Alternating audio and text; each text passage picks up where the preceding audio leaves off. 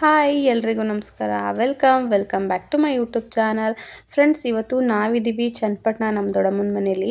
ಇಲ್ಲಿ ಬಂದು ಕೋಟೆ ಮಾರಮ್ಮನ ಹಬ್ಬ ತುಂಬ ಅಂದರೆ ತುಂಬಾ ಗ್ರ್ಯಾಂಡಾಗಿ ಮಾಡ್ತಾರೆ. 7 ಡೇಸ್ ಈ ಹಬ್ಬನ ಮಾಡ್ತಾರೆ ಫ್ರೆಂಡ್ಸ್. ತುಂಬ ಗ್ರ್ಯಾಂಡಾಗಿರುತ್ತೆ ಅಂತಲೇ ಹೇಳ್ಬೋದು. ಇವತ್ತು ಸಂಡೇ ಮರಪುಟ್ಟಿ ಅಂತ ಒಂದು ಜಾತ್ರೆ ನಡೆಯುತ್ತೆ.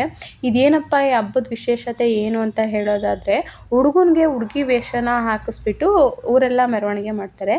ಇದನ್ನು ಯಾಕೆ ಮಾಡ್ತಾರೆ ಅಂತಂದರೆ, ಆವಾಗಿನ ಕಾಲದಲ್ಲಿ ಈ ಏರಿಯಾದಲ್ಲಿ ತುಂಬ ಅಂದರೆ ತುಂಬಾ ರೋಗಗಳು ಬರ್ತಾ ಇತ್ತಂತೆ. ಸೊ ಈ ಥರ ಹಬ್ಬ ಮಾಡಿದರೆ, ಈ ಥರ ಜಾತ್ರೆನ ಮಾಡಿದರೆ ಆ ರೋಗಗಳೆಲ್ಲ ಹೋಗುತ್ತೆ ಅಂತ ಒಂದು ನಂಬಿಕೆ ಇಟ್ಟು ಅವಾಗಿಂದ ಇವಾಗಿನವರೆಗೂ ಈ ಹಬ್ಬನ ಮಾಡ್ತಾರೆ.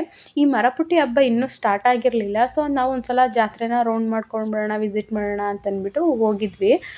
ನಮ್ಮ ಪಾಪುಗೆ ಕಾರು, ಬೈಕು ಮತ್ತು ಈ JCB ಟ್ರಕ್ಕು ಈ ಥರದ್ದು ತುಂಬ ಅಂದರೆ ತುಂಬಾ ಇಷ್ಟ.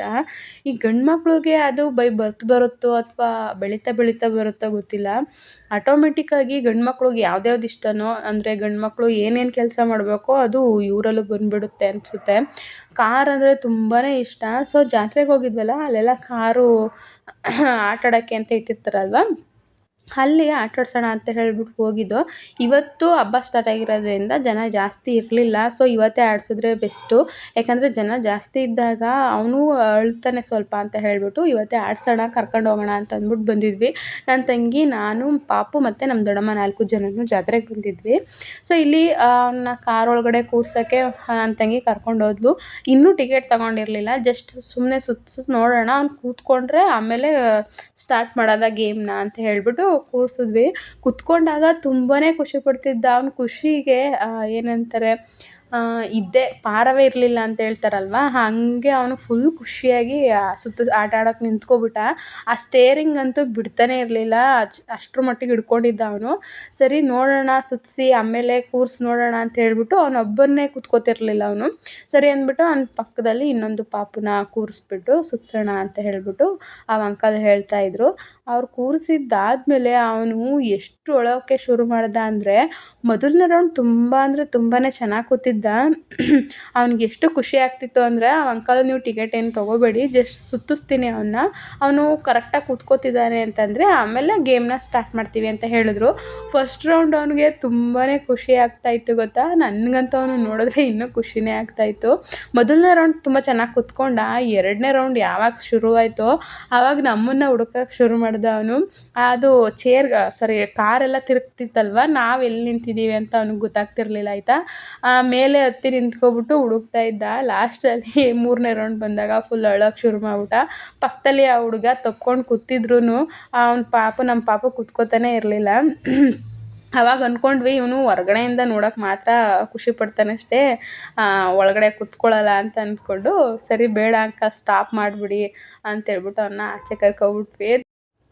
ಕಾರ್ನಲ್ಲಿ ಸುತ್ತಾಡಿಸಿದಾದ್ಮೇಲೆ ಮುಂದೆ ಏನೇನು ಗೇಮ್ಸ್ ಇದೆ, ಏನೆಲ್ಲ ವೆರೈಟೀಸ್ ಗೇಮ್ಸ್ ಇದೆ ಈ ಸಲ ಅಂತ ಹೇಳ್ಬಿಟ್ಟು ನೋಡೋಣ ಅಂತ ಹೋಗ್ತಿದ್ವಿ. ಅಲ್ಲಿ ಟ್ರೈನ್ ಓಡಾಡೋದು ನೋಡ್ಬಿಟ್ಟು ನಮ್ಮ ಪಾಪ ತುಂಬಾ ಖುಷಿ ಪಡ್ತಿದ್ದ.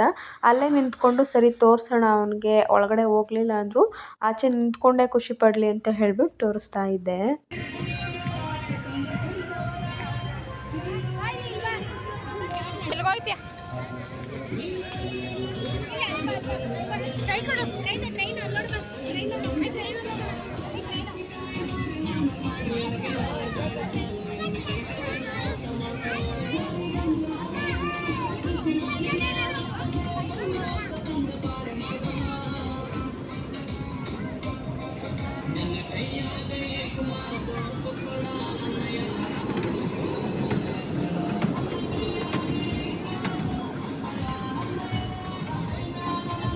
₹70 ಮೈಸೂರಿಗೆ ಹೋಗಿ ಇಬ್ರು ಹೋಗ್ಬರ್ತೀವಿ ಅಂತ.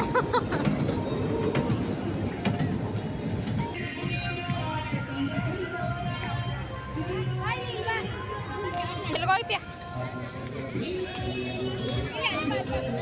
ಕೈ ಕೊಡು. ಟ್ರೈನ್ ಅಲ್ಲೋಡ್ಬ.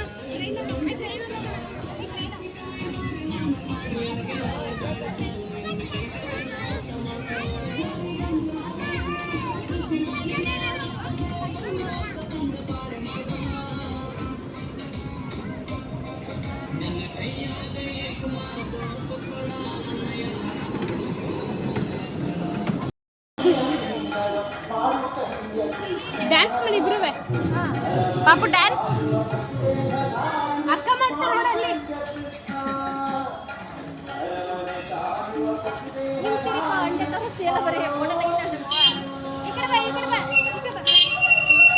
ಬಾಯ್ ಕಡೆ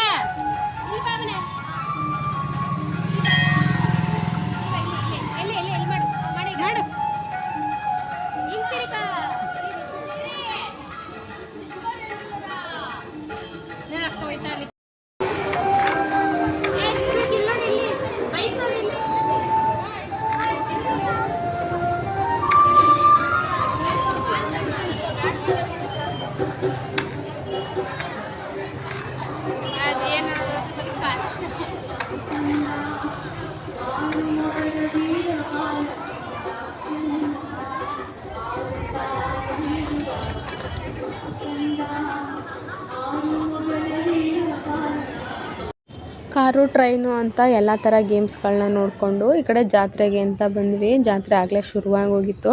ಮರಪುಟ್ಟಿ ಜಾತ್ರೆ ಆವಾಗಲೇ ಹೊರಟಿದ್ರು ಅವರು. ಆ ಕಡೆ ಒಂದು ದೇವಸ್ಥಾನ ಇದೆ, ಆ ದೇವಸ್ಥಾನದಿಂದ ಇಲ್ಲಿಗೆ ಬರಬೇಕು. ಸೊ ನಾವೆಲ್ಲ ನಿಂತಿದ್ವಿ ಅದನ್ನು ನೋಡೋಕ್ಕೆ ಅಂತ ತುಂಬಾ ವೆಯ್ಟ್ ಮಾಡ್ತಿದ್ವಿ. ತುಂಬ ಅಂದರೆ ತುಂಬಾ ಜನ ಇದ್ದರು, ತುಂಬ ರಶ್ ಇದ್ದರು ಅಂತಲೇ ಹೇಳ್ಬೋದು. ಕಾಲಿಡೋಕ್ಕೆ ಜಾಗ ಇರ್ತಿರಲಿಲ್ಲ. ನೋಡ್ತಿದ್ದೀರಲ್ವ, ನಿಮಗೆ ಗೊತ್ತಾಗ್ತಿದೆ ಅನಿಸುತ್ತೆ ಎಷ್ಟು ಜನ ಇದ್ದಾರೆ ಅಂತ. ನಮ್ಮ ಪಾಪುಗೆ ತಮಟೆ ಸೌಂಡ್ ಅಂದರೆ ತುಂಬಾ ಇಷ್ಟ. ಅವ್ನು ತಮಟೆ ಎಲ್ಲೇ ಸೌಂಡ್ ಮಾಡೋದ್ರು ಅವ್ನು ಡ್ಯಾನ್ಸ್ ಮಾಡ್ಲಿಕ್ಕೆ ಶುರುವಾಗಿ ಮಾಡಿಬಿಡ್ತಾನೆ. ಈಗಲೂ ಅಷ್ಟೇ ನನ್ನ ತಂಗಿ ಕರ್ಕೊಂಡಿದ್ದಾಳೆ. ತಮಟೆ ಸೌಂಡಿಗೆ ಅವ್ನು ಫುಲ್ಲು ಡ್ಯಾನ್ಸ್ ಆಡ್ತಾ ಇದ್ದಾನೆ. ಕೆಳಗಡೆ ಬಿಟ್ಟಿದ್ರೆ ಕುಣ್ದಾಡ್ಬಿಡ್ತಿದ್ನೇನೋ. ಜನ ರಶ್ ಇರೋದ್ರಿಂದ ನಾವು ಅಷ್ಟು ಬಿಡಲಿಲ್ಲ. ಇನ್ನು ಮರಪುಟ್ಟಿ ಅಂದರೆ ಹುಡುಗಿ ವೇಷ ಹಾಕ್ಕೊಂಡಿರೋಂತಹ ಹುಡುಗ ದೇವಸ್ಥಾನದ ಸುತ್ತ ಮೂರು ರೌಂಡ್ ಬರ್ತಾರೆ. ಹಾಗೆ ಇಲ್ಲೂ ಕೂಡ ಹುಡುಗರೆಲ್ಲ ರೇಗಿಸ್ಕೊಂಡು ಚುಡಾಯಿಸ್ಕೊಂಡು ಬರ್ತಾ ಇದ್ದಾರೆ ನೋಡಿ. ವಿಡಿಯೋನ ನಾನೇ ಶೂಟ್ ಮಾಡ್ತಾ ಇರೋದ್ರಿಂದ ಜಾಸ್ತಿ ನನ್ನ ವೀಡಿಯೋಸ್ನ ನಾನು ಶೂಟ್ ಮಾಡ್ಕೊಳಕ್ಕೆ ಆಗ್ತಿರ್ಲಿಲ್ಲ. ನಾನು ಇದೇ ಅಂದರೆ ಇವಾಗ ವೀಡಿಯೋ ಶೂಟ್ ಮಾಡೋದನ್ನ ಕಲಿತಾ ಇರೋದ್ರಿಂದ ಸೆಲ್ಫಿಗೆ ಆನ್ ಮಾಡ್ಕೊಳ್ಳೋದಾಗಿರ್ಬೋದು ಅಥವಾ ಬ್ಯಾಕ್ ಕ್ಯಾಮ್ರಾಗೆ ಆನ್ ಮಾಡೋದಾಗಿರ್ಬೋದು ಇನ್ನೂ ಅಷ್ಟು ಬರ್ತಿರಲಿಲ್ಲ. ಸೊ ನಾನೇನು ಮಾಡಿದೆ, ಫುಲ್ ಜಾತ್ರೆ ವೀಡಿಯೋನೇ ಕವರೇಜ್ ಮಾಡ್ಕೊಂಡಿದ್ದೀನಿ. ಈ ವ್ಲಾಗ್ ಫುಲ್ ಅದೇ ಇರುತ್ತೆ ಅಂತ ಅಲ್ಲ, ಸ್ವಲ್ಪ ನಮ್ಮ ವೀಡಿಯೋಗಳು ಬರ್ತಾ ಇರ್ತವೆ ಅಷ್ಟೇ. ಜಾಸ್ತಿ ನಾನು ನನ್ನ ವೀಡಿಯೋಗಳನ್ನ ಮಾಡ್ಕೊಂಡಿಲ್ಲ.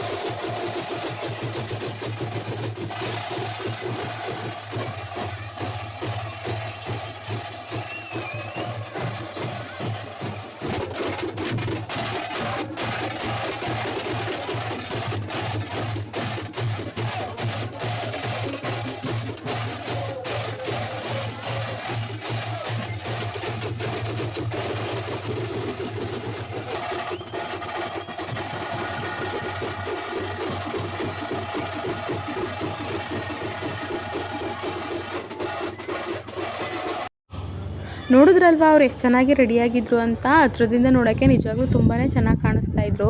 ದೇವಸ್ಥಾನದ ಸುತ್ತ 3 ಸುತ್ತು ಸುತ್ತಿದಾದ್ಮೇಲೆ ಮೊರ ಹೊತ್ಕೊಂಡಿರೋರು ಮತ್ತು ಒನಕೆ ಹಿಡ್ಕೊಂಡಿರೋರು ದೇವಸ್ಥಾನದ ಒಳಗಡೆ ಹೋಗ್ತಾರೆ. ಭತ್ತವನ್ನು ಒನಕೆಯಿಂದ ಕುಟ್ಟಿ ಪುಡಿ ಮಾಡಿ ಅದನ್ನು ಆಚೆ ತಗೊಬಂದು ಎಲ್ಲರ ಮೇಲೆ ಎರಚ್ತಾರೆ.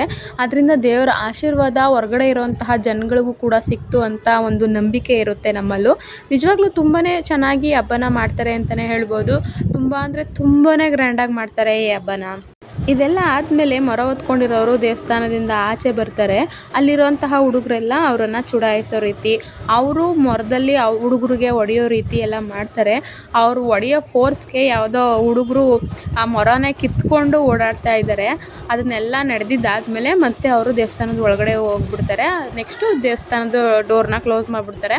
ನಾಳೆವರೆಗೂ ಡೋರ್ನ ಓಪನ್ ಮಾಡೋದಿಲ್ಲ. ಇದಿಷ್ಟು ಈ ಮೊರಪುಟ್ಟಿ ಜಾತ್ರೆ ಅಂತಲೇ ಹೇಳ್ಬೋದು. ಇದನ್ನೆಲ್ಲ ಮುಗಿಸ್ಕೊಂಡು ನಾವು ಮನೆಗೆ ಹೋಗೋಷ್ಟರಲ್ಲಿ ನಮ್ಮ ಪಾಪು ಆಲ್ರೆಡಿ ಮಲ್ಕೊಬಿಟ್ಟಿದ್ದ. ಸರಿ ಅಂತ ನಾವು ಮನೆಗೆ ಹೋಗ್ತಾ ಇದ್ವಿ. ಇದಿಷ್ಟಾಗಿತ್ತು ಇವತ್ತಿನ ಜಾತ್ರೆ. ಸಿಗುವ ನೆಕ್ಸ್ಟ್ ವಿಡಿಯೋದಲ್ಲಿ. ಅಲ್ಲಿವರೆಗೂ ಟೇಕ್ ಕೇರ್, ಬಾಯ್.